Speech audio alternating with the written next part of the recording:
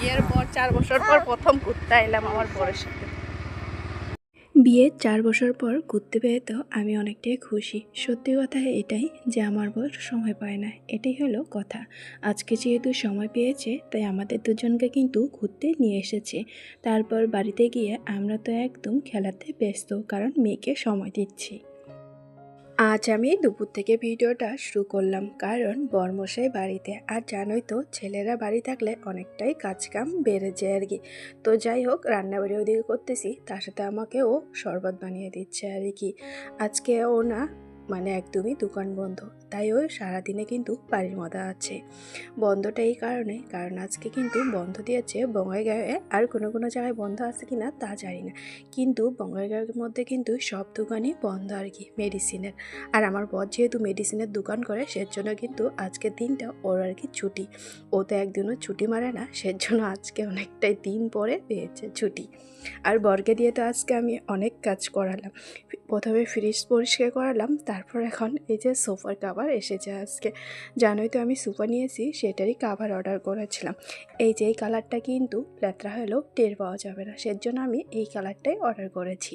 আর আমার মেয়ের কাণ্ড দেখো, এইসব নিয়েও এখন খেলা করতেছে আর কি। তো যাই হোক, আমি পটাপট করে সুপার কাভারটা লাগিয়ে নিই। এটা কিন্তু আবার 20 তারিখের ভিডিও। 20 তারিখে দোকান আর কি বন্ধ ছিল, যেহেতু আমার ভিডিওটা ছাড়তে অনেকটাই লেট হলো, তাই আর কি বলেই দিলাম। তো যাই হোক, একদিকে তো লাগানো হয়ে গেছে, যেহেতু এটা না প্রথম, তাই না বুঝতে পারছিলাম না কোন দিকে কী হবে আর কোন দিকে না কী হবে। তো একবার তো লাগালাম, কিন্তু আর ভালো দেখা যাচ্ছে না, তাই আবারও কিন্তু এটা আবার ফিট করব। তো একদিকে ফিট করতে কিন্তু আমাদের একদম ব্যান্ডটা বেজে গেছে।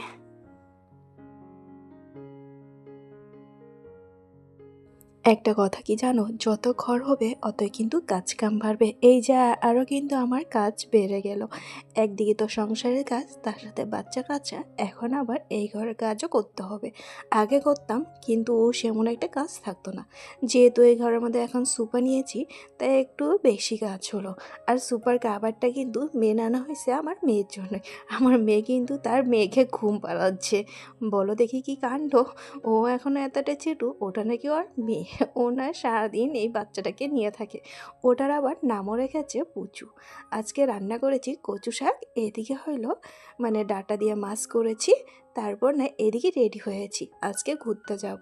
যেহেতু দোকানপাট বন্ধ, সারাদিন বাড়িতেও থাকলাম, তাই একটু আজকে ঘুরতে যাব। জানো তো, ও তো বিকেলবেলা কোনো জায়গায় যাইতেই সময় পায় না, তাই বললো আজকে রেডি হও, চলো আমরা ঘুরতে যাই। এই বিয়ার 4